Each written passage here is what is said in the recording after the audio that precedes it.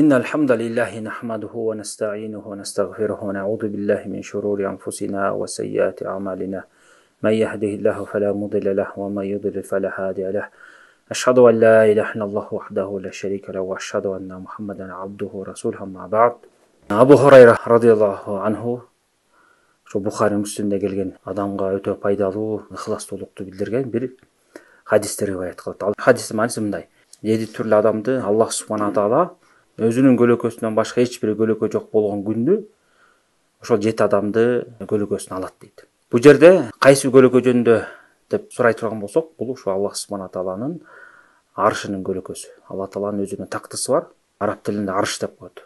Алла тааланын тактысы ошо 7 катар асмандын бардык макулуктардын үстүндө турат. Аллах субхана таала ошо тактысына көтөрүлгөн. Ахли суннанын акыйдасы боюнча Аллах субхана таала бардык макулуктардын үстүндө. Мына ошол арштын көлөкөсүнө Аллах субхана таала ошо 7 түрлүү адамды көлөкөлөйт. Бул эмне себептен арштын көлөкөсү деп айтып атабыз? Анткени ошо Салман аттуу сахабадан ошого окшогон эле хадис келген. Ошол хадисте ошо Аллах субхана тааланын аршынын көлөкөсү деп келген да. Бул хадисте болсо Аллах субхана таала өз көлөкөсүнө деп эле келген. Биз баягы көп эле сабактарды алгандай бир хадисти түшүнөрдө бардык риваяттарды карап, анан хадистерди бири-бирин толуктап, анан ошондон толук маанини алабыз. Бул жерде эмненин көлөкөсү айтылбаса, биз ошо башка хадистен түшүнүп, Аллах субхана тааланын аршынын көлөкөсү экенин биз түшүнүп атабыз да. Анан ошо биринчи адам көлөкөгө татыктуу болгон Аллах тааланын аршынын көлөкөсүндө боло турган адам кайсы дегенде пайгамбар саллаллаху алейхи ва саллям айтып атат: имамун адил, адилеттүү падыша деп атат. Адилеттүү башчы. Адилеттүү башчы дегенде эң негизгиси болгон, эң негизги болуп саналган ошо мамлекетти, өлкөнү башкарган адамдар түзмө-түз ушулар келет. Жана ошондой эле кээ бир адамдар айткандай, ошо бийлиги бар болгон, ошол негизги башчынын кол алдында иштеген, же болбосо ошол негизги башчы дайындаган өкүлдөр, аймак башчылар, кыскасы баягы бийлиги өтө турган адамдар да ошого кирет деген. Эмне себептен ошондой адилеттүү адамдар ушундай чоң жакшылыкка ээ болуп атат? Аллах субхана тааланын аршынын көлөкөсүнө татыктуу болуп атат. Бул ошо кыямат күнү боло турган нерсе биринчиден. Кыямат күнү ошо сурака элдин баары чогулган кезде, ал кезде бул аалам өзгөрүп, анан күн адамдарга ушунчалык жакындайт да. Пайгамбар саллаллаху алейхи ва саллям ошо Муслимде келген хадисте айтат, ошо 1 милчелик жакындайт. Мил деген болжол менен баягы 1 километр 600 метр түзөт да. Ушунчалык аралыкка чейин адам баласына жакындап келет. Адамдар аябай кыйналып, аларды ушунчалык тер басат. Тер басканда дагы ар кимдин өзүнүн амалына жараша тер басат. Кээ бирөөсүнүн томугуна чейин, кээ бирөөсүнүн тизесине чейин, кээ бирөөсүнүн белине чейин, кээ бирөөсү ооз кулагына чейин келет да, мындайча айтканда. Тери ошол адамды ооздуктап, ушунчалык баягы катуу ысык күн болот, катуу кыйналыш болгон күн да. Анан ошол убакытта адам баласы суусайт, катуу ысыйт, анан көлөкөгө муктаж болот да. Мына ошол кыйынчылыкта ушу көлөкөгө татыктуу болгон адамдардын ушу түрү мына ушул жерде айтылып атат да. Мына ошолордун эң алгачкысы эмне? Адилеттүү падыша деп атат. Анан дагы айта кете турган нерсе, бирөө сурап калышы ыктымал, эми күн катуу ысык болсо, эгер күн жакындап келсе адам баласы өрттөнүп кетет да, өлүп калат да депчи, ал күнү деген ал өлүм деген болбойт ал же кыямат күнү. Аллах субхана таала ошондой кылып жаратат да. Кыямат күнү адамдын дене мүчөсү күбө өткөндөй эле, ал күнү дагы ошо адамдар өлбөгөндөй болуп жаралат. Бейишке киргени бейиште түбөлүк калат, тозокко киргени тозокто түбөлүк калат. Ошондуктан катуу кыйналышта гана болот да. Ошол гайыпка байланыштуу, тиги дүйнөгө байланыштуу бардык маселелер, ошого байланыштуу бардык ишеним баары шариатта биз кандай келсе ошондой кылып ишенебиз. Кыскасы ал күнү адамдар ушунчалык катуу кыйналат. Катуу кыйналган убакытта күнүн ысыгынан анан көлөкөгө муктаж болгон убакта Аллах субхана таала ошо 7 түрлүү адамды ошо арштын көлөкөсүнө көлөкөтөт, көлөкө кылып коргойт. Дагы бир айтып кое турган нерсе, ушул хадистеги келген 7 түрлүү адам эле ошо көлөкөгө татыктуу болобу деген суроо келип калат да. Бул ошо бир эле хадисте келген 7 түрлүү адамдар да. Башка хадистерде дагы башка сыпатка ээ болгон адамдар келген, бирок ушул бир хадисте келген 7 түрлүү адам жөнүндө айтып атабыз да. Мунун мааниси мындан башка адамдар татыктуу эмес дегенди билдирбейт да. Андан башка дагы жакшы сооп иш кылган адамдар дагы татыктуу болгон адамдар бар. Мына эң биринчиси ошон пайгамбар саллаллаху алейхи вассалам адилеттүү падаша деди. Анткени баарыбыз билебиз, бул жашоодо кайсы коом болбосун, кайсы эл болбосун, башчысы жок эл болбойт. Аны сөзсүз түрдө бирөө жакшыбы, жаманбы башкарат. Анан ошол башкаруучунун жакшы адилеттүү мамилесине элдер муктаж. Балким ошол элдердин жакшы жашап калышына же болбосо кыйынчылыкка туш болуп калышына түздөн түз ошол падышанын баягы тиешеси бар. Эгерде ал адилеттүү болсо, элдердин жашоосу оңолуп, элдин арасында зулумдук аз болуп, алдым жуттум бирин-бирин тономой аз болот. Жана ошого окшогон башка зыяндуу нерселер. Эгерде ал зулум падыша болгон болсо, адилетсиз падыша болгон болсо, анда элдин жашоосу да кыйналат, мамлекетте туруктуулук жок болот, анан кылмыштуулук күчөйт жана ошого окшогон көптүү зыяндуу нерселер каттала берет. Ошондуктан элге эң негизги пайда берип, ошо элдин жалпы элге көзөмөл кыла турган адамдын адилеттүү болушу өтө зарыл да. Анан биз билебиз, бул бийликке келгенде, байлыкка келгенде, эл башкарганда адамды шайтан азгарып, текеберликке, зулумдукка, менменсинүүгө барбай койбойт. Ошондуктан мына бул хадисте пайгамбар саллаллаху алейхи вассалам ошондой башчыларды адилеттүүлүккө үндөп, ким ушундай адилеттүүлүк менен жакшы мамиле кылган болсо, кыямат күнүндө ушундай жакшылыкка жетет деп айтып атат.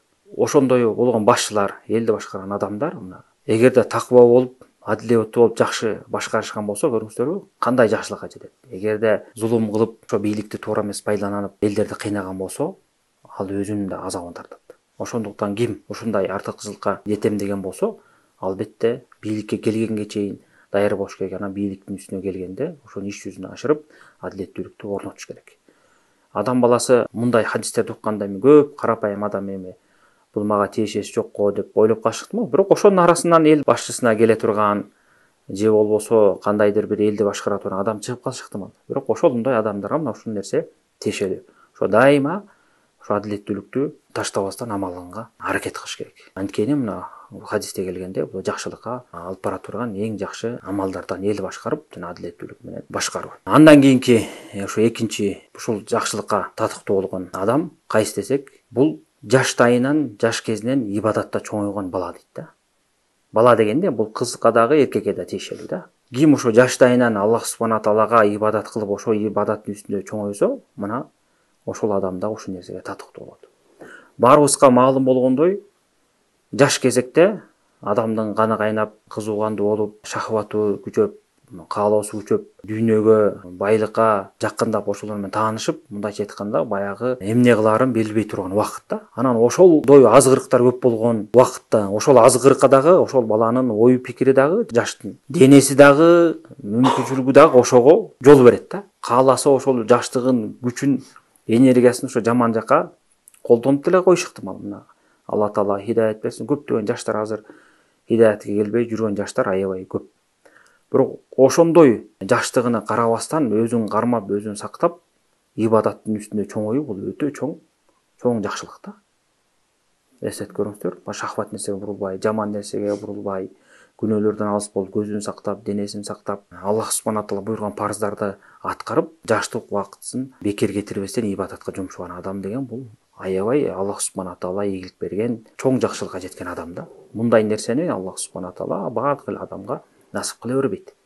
Ошондуктан альхамдулилля мына көпчүлүгүбүз эле жашпыз. Аллах субхана таала ошо диний жакшылыкты бергенден кийин, диний мүмкүнчүлүктү насип кылгандан кийин ошону жакшы кармап калыш керек да. Анткени мындай нерсени баардык эле жаштарга бере бербейт. Жаштар эмес, азыр мына жашы өтүп калган 40тан ашып 50ге чыгып, андан дагы өйдө жашта жүргөндөр кандай акыбалда жүрүшөт. Өз дайын таппай, арак ичкен арак ичип, кумарга батканы кумарга батып, Аллах субхана буйруктарын аткарбай да. Анан ошол жаштайында ибадатка берилип, ибадаттан ажырбай Аллах субхана таала өкүмдөрүн аткарган бул өтө чоң жакшылык. Мына бул дагы ошо жаштарга түрткү бере турган чоң бир хадистердин бири. Аллах субхана таала баардык жаштарга, мусулман жаштарга Алла таала хидаят берип, ибадаттын үстүндө аларды тарбияласын. Андан кийинки үчүнчү адам кайсы адам десек, бул ошо жүрөгү мешитке байланган адам дейт. Дайыма Аллах субхана тааланын үйүн жакшы көрөт. Мешит бул Алла тааланын үйү да, биз ошо Аллах субхана таалага ошо мешиттен ибадат кылып сыйынабыз. Ошого жүрөгү байланган адам мешиттен калбайт. Дайыма мешит тойлойт, колунан келишинче жамаат намаздарды мешітте оқып, ошол жака барып ибадат кылып, зикирин кылып, Куранын окутуп, кыскасы мешитке байланган адам да. Жүрөгү мешитке байланат. Мындай адамдар көп, альхамдулилля. Өздөрүнүн билет, дайыма мешитке баргысы келип турат. Мисалы, кээ бир туура эмес жолдо жүргөн адамдар, бардыгы эле көпчүлүк адамдардын бири баягы жактырган, жүрөгү байланган нерсеси бар да. Мисалы, кээ бирөөсү спортко жүрөгү байлантылган, кээ бирөөсү кумарга, кээ бирөөсү эс алып саякаттаганга, кээ бирөөсү мисалы китеп окуп кечке отурганга, кээ бирөөсү устачылык кылып, же бир нерсе менен алек болуп шугулданып жүргөндөр бар.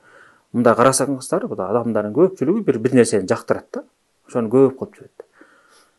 Бул хадистеги адам мына жүрөгү ошол мешитке байланган да. Мешитке дайыма ошол жака баргысы келет. Ошол жака барып ибадатын кылат, мешиттен ажырабайт. Мунун мааниси ошо такай эле 24 саат бою ошо мешитте жүрүү деген маани эмес.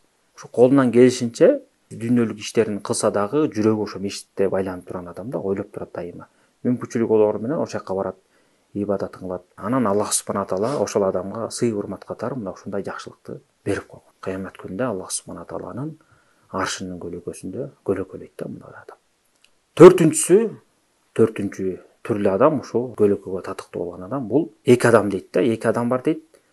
Ошо экөө бирин Аллах субхана тааланын ыраазылыгы үчүн, дин үчүн жакшы көргөн адамдар дейт. Ошол дин үчүн жакшы көрүүнүн үстүнө биригип, жана ошонун үстүндө ажырагандар дейт да. Ажыраган дегенде көбүнчө алымдар баягы ушул дүйнөдөн өткөндөр дейт. Ошентип дин жолунда бири-бирин жакшы көрүп, сүйүп жүрүп, анан ушул жашоодон өткөндөр дейт. Көрүңүздөр, бул Аллах таала үчүн деп атат да. Бул башка бир дүйнөлүк бир максат үчүн эмес, бийлик үчүн эмес, байлык үчүн эмес, пайда үчүн эмес. Болгону ушул Аллах тааланын ыраазылыгы үчүн. Бул демек эки адамдын ыхластуу экенин билдирип атат да. Бири-биринен кандайдыр бир туура эмес мамиле келип калса, бири-бирин таарынтып алышса, бири-бирине жаман сөз айтса, ага көңүл бурбайт.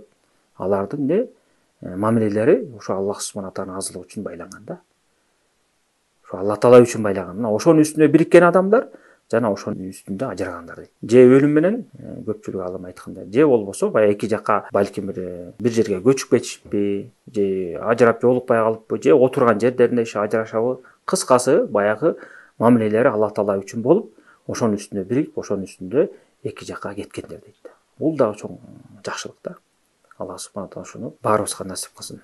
Андан кийинки 5-чи ушул жакшылыкка татыктуу болгон адам, бир адам бар дейт. Ошону дейт, мансаптуу, анан сулуу аял жаман ишке чакырган болсо, ошол аялга жооп катары мен Аллах тааладан корком деп баш тарткан адам дейт да. Элестетип көрүңүздөр. Мына адатта баягы эркектер аялды издеп, жакшылык жолун үйлөнөм десе деле эркектер аялды кишинин колун сурап, ал үйлөнөт. Жана ошондой эле көпчүлүк учурда Аллах таала сактасын, бир жаман ишке барам деген болсо, зынага барам деген болсо да эркектер издейт да аял кишини.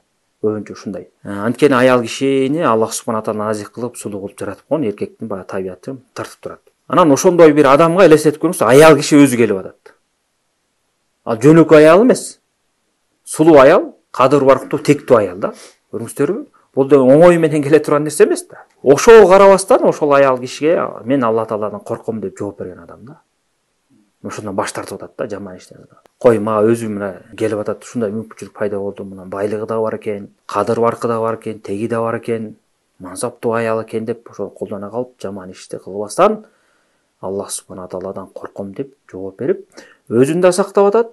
Жана ошол эле убакта ушундай жаман ишке чакырган аял кишини аны дагы күнөө иштен сактап, жана ошол эле убакта Аллах субхана тааладан коркууну эскертип айтып атат да. Мен Аллах тааладан корком дегени сен да корк деген сөз да. Баарыбыз Аллах субхана таала көрүп турат, байкап турат.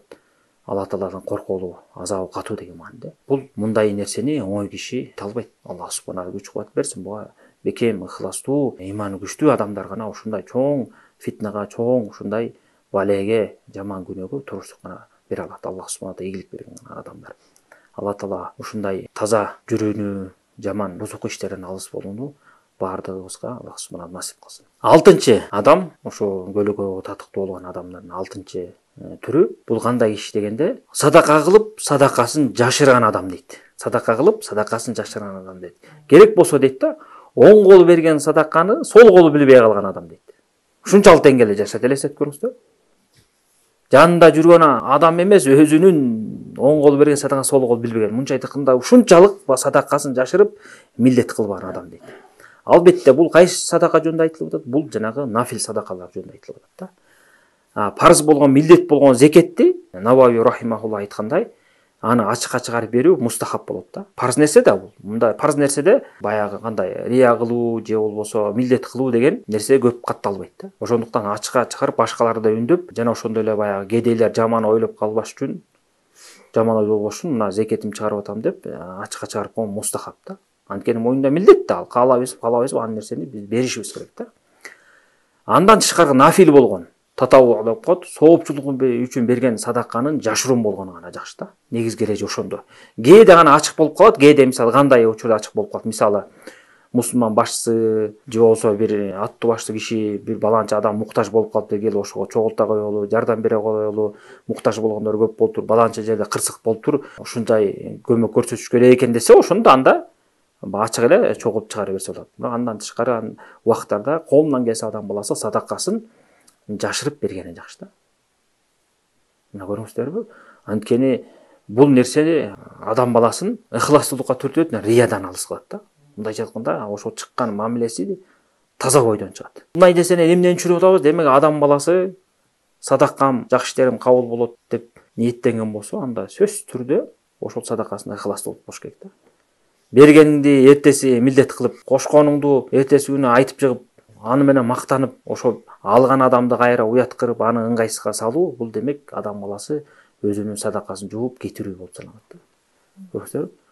Биз баягы мына ушул хадисте ушул садаканы ушундай деңгээлде жашырып берген адамдын ана баягы кандай жакшылыкка жетерин билип атабыз да. Бул демек садаканын ыхластуулук менен чыгышына жана ушу жашыруун болушунун оңой иш эмес экенин, бир аябай баягы ислам дининдеги даңазалуу, орду чоң болгон иш экенин билдирип атат да. Бул садаканы мына кичиги көп деп айткан жок, көрдүңүзбү? Кандай садака болсо дагы.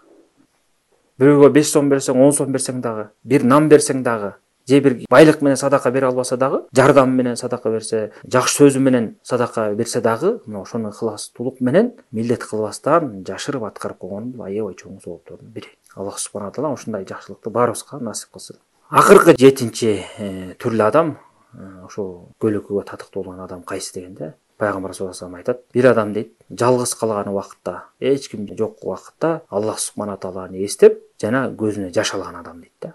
Көрдүңүздөрбү? Жалгыз калган убакытта, эч ким көрбөгөн убакытта Аллах субхана тағаланы эстеп, анан ошонун аркасында жаш алган адам дейт. Мындайча айтканда, ошо Аллах субхана тағалага кайрылып, Аллах тағаланы улуктап, мактап, зикир кылып, ибадат кылып, анан ошондон таасирленип, Аллах тағаладан коркуп, жакшылыгын үмүт кылып, жаш чыгарган адам дейт. Сөз менен айтып коюш кыйын, бирок адам баласына жаш келиш кыйын да. Оңой менен жаш чыга бербейт. Аллах тағала дуа кылганда, ибадат кылганда. Ошондуктан кээ бир салафтар бул баягы Аллах субхана тағала ибадат кылып ыйлаганды мына артыкча чоң болуп атпайбы ошондо. Өзүңөрдү кыйнап болсо дагы ыйлагыла деген да. Көндүргүлө деген ошол нерсеге. Албетте ыйлоо десе эле жанагынтип рия кылып, мактаныш үчүн, элдерди өзүнө буруш эмес. Балким кээ бирөөсү ошентип ыйлап коюш ыктымал. Ал Аллах тағаланын алдында өзүнүн амалын жоготуп суракка калат. Бул жерде ыйлагыла дегенде кантип эле ошо Аллах тағаладан коркуп ыйлап. Ошол ыйлаган нерсебиз ошо жалгыз учурда эч ким көргөн убакытта ыйлаган турган болсок, мына соо ушунчалык да. Албетте кээ бир адамдар, ыхластуу адамдар бар, жамаат менен намаз окуп атканда, же даават кылып атканда, же элдерге жалпы эле дин жөнүндө айтып атканда ыйлаш ыктымал. Өзүнүн ыхластуулугуна жүрөктөрү жибеген адамдар бар да, ыйлап баягы таасирленет да. Ал деле жакшы амал. Бул хадисте келген амалдын артыкчылыгы мына ушундай да. Жалгыз убакытта Аллах субхана эстеп ыйлаган адам. Бул кандай адамды элестетип көрүңүздөр, жүрөгү жибип, ушу ибадатка берилип, Аллах субхана тағаланын улуулугун эстеп, ошого ой жүгүртүп, жакшылыгынан үмүт кылып, күнөөлөрүн эстеп, ошого тоба кылып, ошо күнөөлөрдүн кесепети кандай болот, кандай акыбалда боломун деп, Аллах субхананы эстеп ыйлаган адам да. Аллах субхана тағала ушундай сыпаттагы мусулман болушту баарыбызга насип кылсын. Мына ушул хадисте карап көрсөңүздөр, баардыгын ошо башынан аяк ошо 7 түрлүү адамдын амалын карап көрсөңүздөр, баардыгы тең барып ыхластуулукка чын диттен мамиле кылууга бар такалат да. Анткени мына адам баласынын мамиле кылышуу 2 түрлүү болот. Өзү менен жаратуучунун ортосундагы мамиле, Аллах тағаланын эле, жана ошондой эле өзү менен башка адамдардын ортосундагы мамиле да. Мына ушул хадисте ошол 2 мамиле тең келип атат. Аллах тағалага болгондо мамиле, жана адамдарга болгондагы мамиле келип атат да. Мейли ошол кылган мамилебиз тил менен болобу, жүрөк менен болобу, дене мүчөсү менен болобу, мына ушунун баары тең келип атат да. Ана ушунун баарын тегине Аллах субхана тааланын ыраазылыгы үчүн кылып атат ушу 7 түрлүү адам да. Ошондук үчүн мына ушул нерсеге жетип атат. Демек ар бир адам мына ушул хадисти мындан башка хадистерди уккан кезде өзүн нафсин ушуга даярдап, ушундай акыбалга туш болсом, өзүмдү ушундай адамдардын катарына киргизейин, ошолордун катарында болоюн деп аракет кылып баардык мүмкүнчүлүгүн жумшаш керек. Анткени мындай нерсе кээ бирөөсү күндө эле катталышы ыктымал да. Эми кээ бирөөсү дайыма катталбаса дагы жанагындай мешитке баруу, садака берүү, Аллах субхана таала үчүн бирөөнү жакшы көрүү, ошон үчүн жакшы мамиле кылуу, Аллах субхана тааланы жалгыз калып эстөө, бул көп эле каттала турган нерсе да. Мына ошондой учурда адам баласы ошо ыхластуулукка басым жасап, артыкчылыкка жетейин деп дайыма аракетти кылыш керек. Бул адам баласы колунан келе турган нерсе үчүн пайгамбарыбыз саллаллаху алейхи вассалам айтып атат да. Ошого үндөп, анткени адам баласы турмушунда ар кандай акыбалга туш болуп калышы ыктымал. Эч жерде ойлобой жүргөн адам бийлик башына келип калышы ыктымал. Же болбосо кандайдыр бир себептер менен мешитке кызмат кылыппы, же мешитке барууга мүмкүнчүлүгү келип калышы ыктымал. Ошондой кетирбеш керек. Же жаш бала, ар бирибиздин эле жаш балдарыбыз бар. Ошолорго ушундай хадистерди айтсак, тарбия берсек, ушундан таасирленип, ибадаттын үстүндө чоңоюш ыктымал. Көрүңүздөрбү? Садака бере турган адамдар көп чыгып садака берип, ошонун аркасында ушундай соопко жетиш ыктымал. Кыскасы адам баласы ушундай ошого окшогон амалдарга жолукпай койбойт.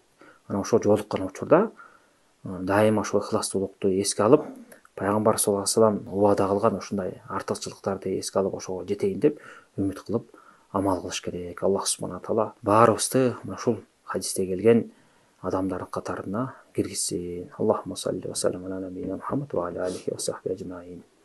Ассаламу алейкум ва рахматуллахи ва баракатух.